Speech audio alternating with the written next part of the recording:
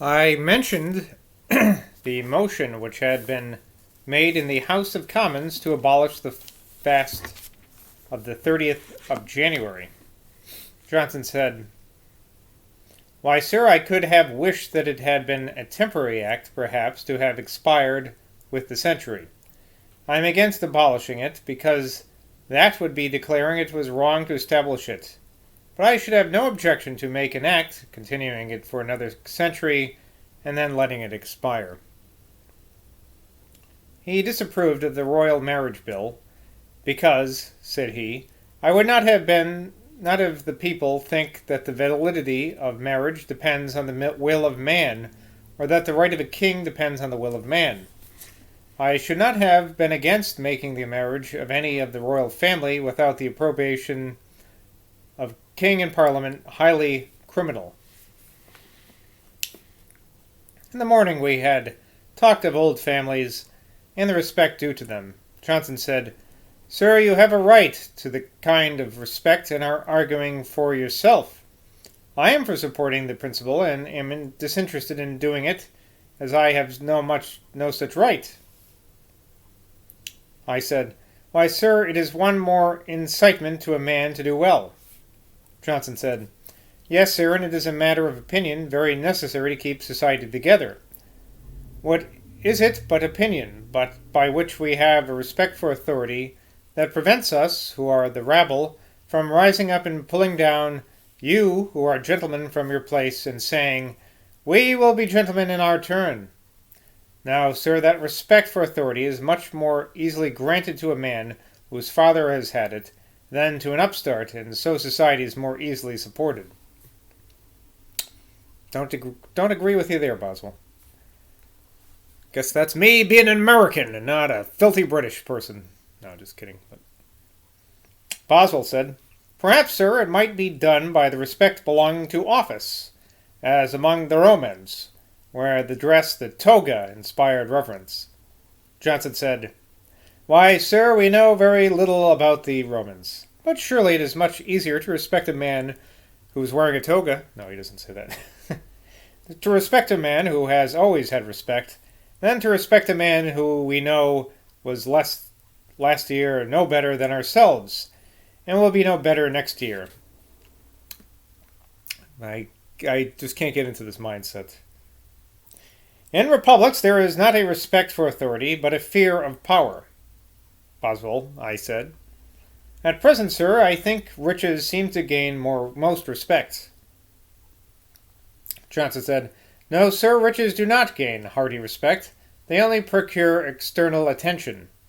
A very rich man from low beginnings may buy his election in a borough, but caeteris paribus, a man of family will be preferred.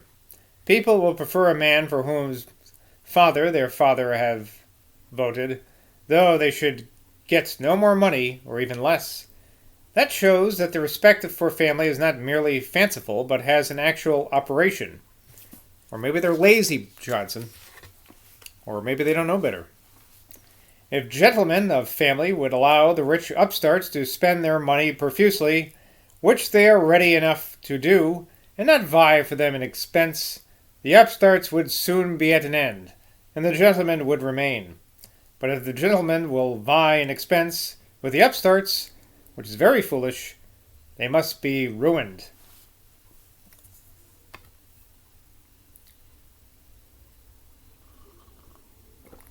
I gave him an account of the excellent mimicry of a friend.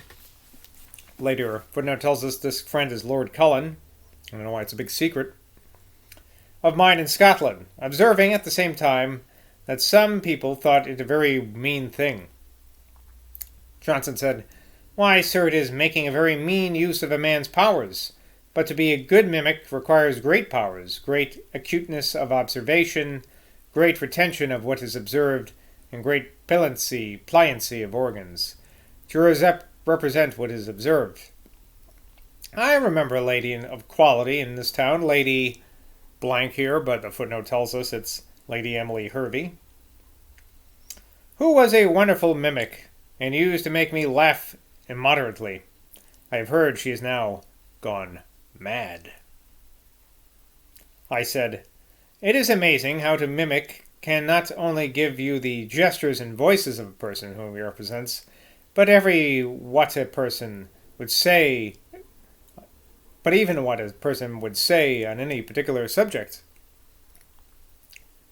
Johnson said, "Why, yes, sir, you are to consider that the manner and some particular phrases of a person do much to impress you with an idea of him, and you are not sure that he would say what the mimic says in his character." I said, "I don't think Foote a good mimic, sir." And Johnson said, "No, sir, his imitations are not like. He gives you something different from himself, but not the character which he means to assume. He goes out of himself without going into other people. He cannot take off any person unless he is strongly marked, such as George Faulkner. He is like a painter who can draw the portrait of a man who has a wen upon his face, and who, therefore, is easily known. If a man hops upon one leg, Foote can hop upon one leg. But he has not the nice discrimination which your friend seems to possess. Foote is, however, very entertaining, with a kind of conversation between wit and buffoonery."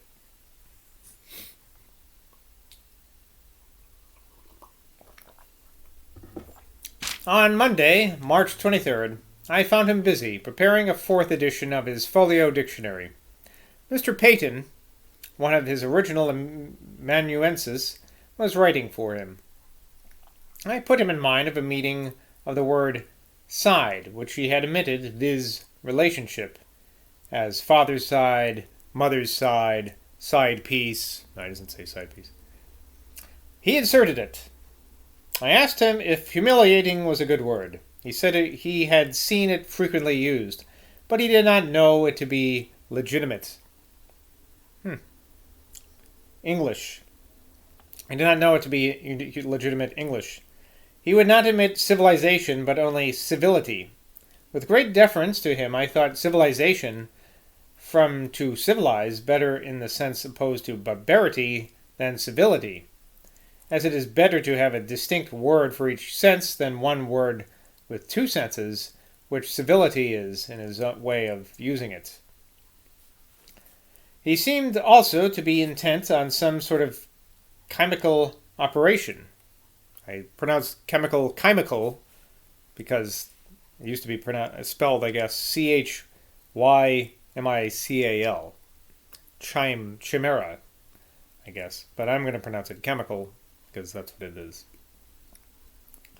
I was entertained by observing how he contrived to send Mr. Peyton on an errand without seeming to degrade him. Mr. Peyton, will you be so good as to take a walk to Temple Bar? You will there see a chemist's shop, at which you will be pleased to buy for me an ounce of oil of vitriol. Not spirit of vitriol, but oil of vitriol. It will cost 3 halfpence. Peyton immediately went, and returned with it, and told him it cost but a penny. I then reminded Johnson of the schoolmaster's cause, and proposed to read to him the printed papers concerning it. "No, sir," said he, "I can read quicker than I can hear." So he read them to himself. After he had read for some time, we were interrupted by the entrance of Mr. Christrom, a Swede, who was tutor to some young gentleman in the city. He told me that there was a very good history of Swede by Deline. Having at that time an intention of writing the history of that country, I asked Dr. Johnson whether one might write a history of Sweden without going thither. "Yes, sir," said Johnson, "one for common use." We talked of languages. Johnson observed that Leibnitz had made some progress in a work tracing all languages up to the Hebrew. "Why, sir," said he, "you would not imagine that the French jour, day, is derived from the Latin dies, and yet nothing is more certain, and the intermediate steps are very clear. From deus comes diurnus. Deu is, by inaccurate ears or inaccurate pronunciation, easily confounded with Dieu. Then the Italians form a substantive of the ablative of an adjective, and thence giorno, or as they make it, giorno, which is readily contracted into gior or jor. He observed that the Bohemian language was true Slavonic. The Swede said it had some similarity with the German, and Johnson said, "Why, sir, to be sure, such parts of Sclavania are confined with Germany, will borrow German words, and such parts as confined with Tartary will borrow Tartar words." He said he never had it properly ascertained that the Scotch Highlanders and the Irish understood each other. I told him that my cousin Colonel Graham of the Royal Highlanders, whom I met at Drogheda, Drogheda,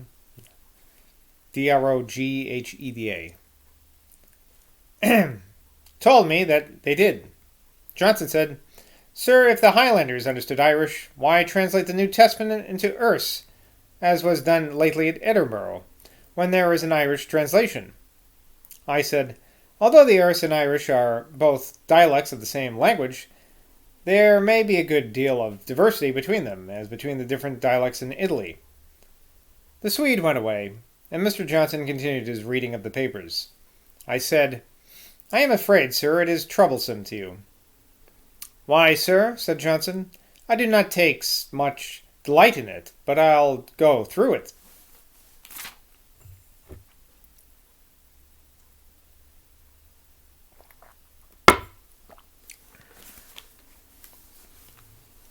We went to the Mitre, and dined in the room where he and I first supped together. He gave me great hopes of my cause. "Sir," said he, "the government of a schoolmaster is somewhat of the nature of military government. That is to say, it must be arbitrary, and must be exercised by the will of one man, according to particular circumstances. You must show some learning upon this occasion. You must show that a schoolmaster has a prescriptive right to beat, and that an action of assault and battery cannot be admitted against him, unless there is some great excess, some barbarity. This man has maimed none of his boys. They are all left with the full exercise of their corporal faculties. In our schools in England, many boys have been maimed, yet I never heard of an action against a schoolmaster on that account. Puffendorf, I think, maintains the right of a schoolmaster to beat his scholars. On Saturday, March 27th, there's a sick here, because I guess Boswell was wrong. It was actually March 28th. I introduced Johnson to Sir Alexander MacDonald, with whom he had expressed a wish to be acquainted. He received him very courteously. Now, Sir Alexander observed that the chancellors in England are chosen from views much inferior to the office, being chosen from temporary political views. Johnson said, "Why, sir, in such a government as ours, no man is appointed to an office because he is the fittest for it, nor hardly in any other government, because there are so many connections and dependencies to be studied. A despotic prince may choose a man to an office merely because he is the fittest for it. The King of Prussia may do it. Sir A, I think, sir, almost all great lawyers, such as..." Oh, so Sir A is speaking now. "I think, sir, almost all great lawyers, such as, least as have been written upon law, have known only law and nothing else." Johnson said, "Why, no, sir. Judge Hale was a good lawyer, was a great lawyer, and wrote upon law, and yet he knew a great many other things, and has written upon other things. Selden, too." Sir A answered, "Very true, sir, and Lord Bacon, but was not Lord Coke a mere lawyer?" Johnson said, "Why, I am afraid he was, but he would have taken it very ill if you had told him so. He would have prosecuted you for scandal." I said, "Lord Mansfield is not a mere lawyer." Johnson said, "No, sir, I never was in Lord Mansfield's company, but Lord Mansfield was distinguished at the university. Lord Mansfield, when he first came to town, drank champagne with the wits, as Prior says. He was the friend of Pope. Sir A. said, "Barristers, I believe, are not to be abusive now as they were formerly. I fancy they have less law long ago, and so were obliged to take no abuse, to fill up the time. Now they have such a number of precedents, they have no occasion for abuse." Johnson said, "Nay, sir, they have much law long ago than they have now. They had more law long ago than they have now. As to precedents, to be sure, they will increase in course of time, but the more precedents they are, the less occasion is there for law. That is to say, the less occasion is there for investigating principles." Sir A. said, "I have been correcting several Scotch accents in my friend Boswell. I doubt, sir, if any Scotsman ever attains to a perfect English pronunciation." And Johnson said, "Why, sir, few of them do, because they do not persevere after acquiring a certain degree of it. But, sir, there can be no doubt that they may attain to a perfect English pronunciation, if they will. We find how near they come to it, and certainly a man who conquers 19 parts of the Scottish accent may conquer the 20th. But, sir, when a man has got the better of 9/10, he grows weary. He relaxes his diligence. He finds he has corrected his accent so far as not to be disagreeable, and he now no longer desires his friends to tell him when he is wrong. Nor does he choose to be told. Sir, when people watch me narrowly, and I do not watch myself, they will find me to be out of a particular country. In the same manner, county rather. In the same manner, Dunning may be found out to be a Devonshire man. So much Scotchman may be found out. But, sir, little aberrations are of no disadvantage. I never catch Mallet in the Scottish accents, and yet Mallet, I suppose, was past 25 before he came to London." All right, one more page. I can do this. Upon another occasion, I talked to Johnson on this subject, having myself taken some pains to improve my pronunciation by the aid of the late Mr. Love, of Drury Lane Theatre, when he was a player at Edinburgh, and also of old Mr. Sheridan. Johnson said to me, "Sir, your pronunciation is not offensive." With this concession I was pretty well satisfied, and let me give my countrymen of North Britain an advice not to aim at absolute perfection in this respect, not to speak high English, as we are apt to call what is far removed from the Scotch, but which is by no means good English, and makes the fools who use it truly ridiculous. Good English is plain, easy, and smooth in the mouth of an unaffected English gentleman. A studied and fastidious pronunciation which requires perpetual attention and imposes perpetual constraint is exceedingly disgusting. A small intermixture of provincial peculiarities may, perhaps, have an agreeable effect, as the notes of different birds concur in the harmony of the grove, and please more than if they were all exactly alike. I could name some gentlemen of Ireland to whom a slight proportion of the accent and recitative of that country is an advantage. The same observation will apply to the gentlemen of Scotland. I do not mean that we should speak as broad as a certain preposterous member of Parliament. A later footnote tells us he's talking about Henry Dundas from the country, though it has been well observed that it has been of no small use to him, as it rouses the attention of the House by its uncommonness, and is equal to tropes and figures in a good English speaker. I would give as an instance of what I mean to recommend to my countrymen the pronunciation of the late Sir Gilbert Elliot, and may I presume to add that of the present Earl of Marchmont, who told me, with great good humour, that the master of a shop in London, where he was not known, said to him, "I suppose, sir, you are an American." "Why so, sir?" said the lordship. "Because, sir," replied the shopkeeper, "you speak neither English nor Scotch, but something different from both, which I conclude is the language of America."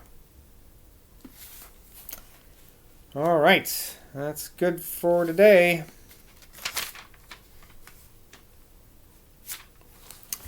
Till next time, bye from the Bosman.